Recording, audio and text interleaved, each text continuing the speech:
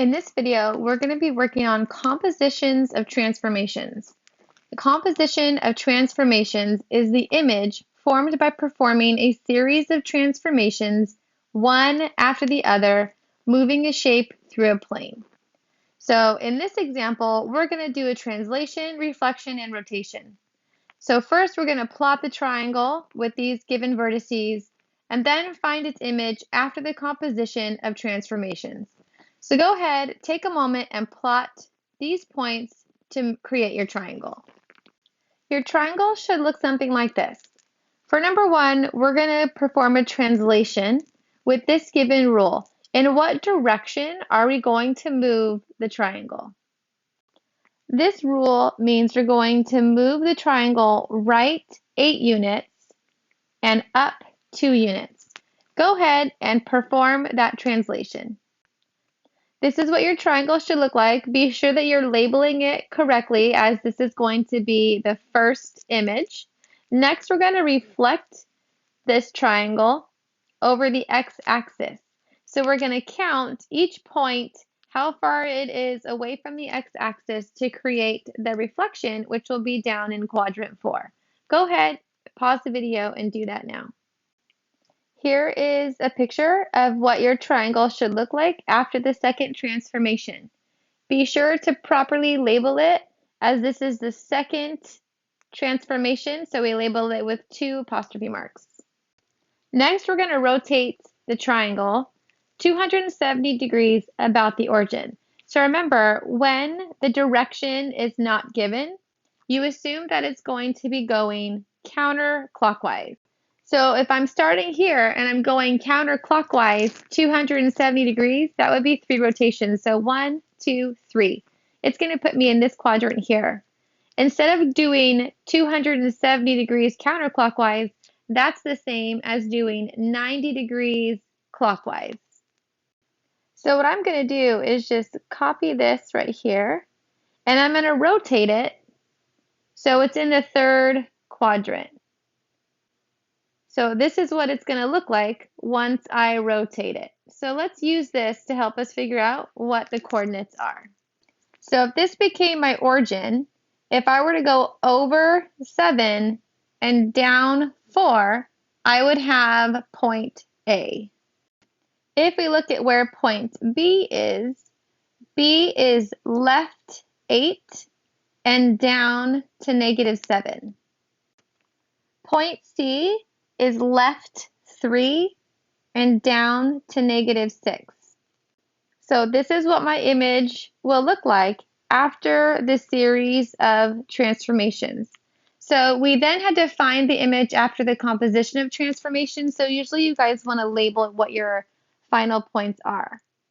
So A was at -7, 4, or -7, -4.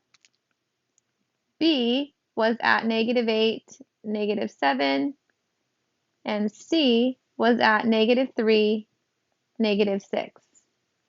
So be sure you have your 3 apostrophe symbols here, because that represents that it was the 3rd transformation. So a glide reflection is a comparison with only a translation followed by a reflection. So this series of transformations wasn't a glide reflection because we had a rotation involved. In the next 2 examples, we'll be doing glide reflections, which is a translation and then a reflection. In these examples, we're going to be performing glide reflections. So first, you're going to plot the triangle.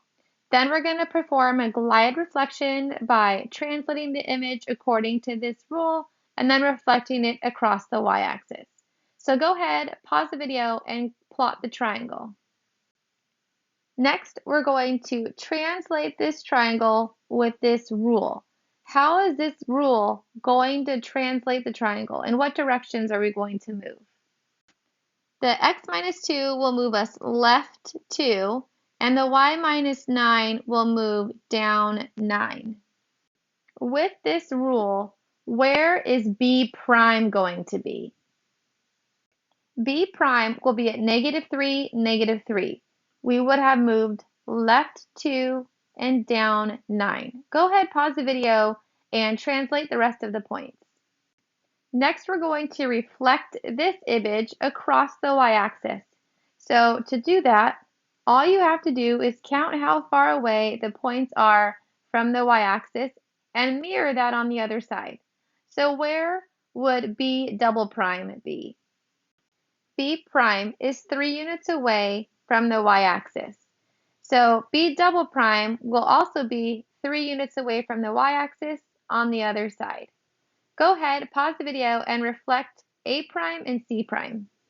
Your final shape should look like this. Next, we're going to plot the figure, which it looks like it's going to be quadrilateral since there are 4 points. Then we're going to perform the glide reflection by translating the image according to this rule and then now reflecting it across the x-axis. So go ahead, pause the video, and plot your quadrilateral with these points. This is what your quadrilateral should look like.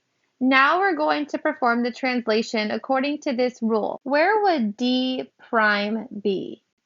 According to this rule, the x plus 11 will move the quadrilateral right 11. And then the y plus 12 will move the quadrilateral up 12. That will put D prime at 9, 10. Go ahead, pause the video, and translate the rest of the vertices. Next, we're going to take this image and reflect it across the x-axis, which is here. So all you have to do is count how far away these points are from the x-axis and reflect it so it's in the 4th quadrant. What are the coordinates of A double prime? After reflecting A prime across the x-axis, you should get A double prime at 7, negative 6. Go ahead, pause the video, and reflect the rest of the points. This is what the image will look like after performing the glide reflection.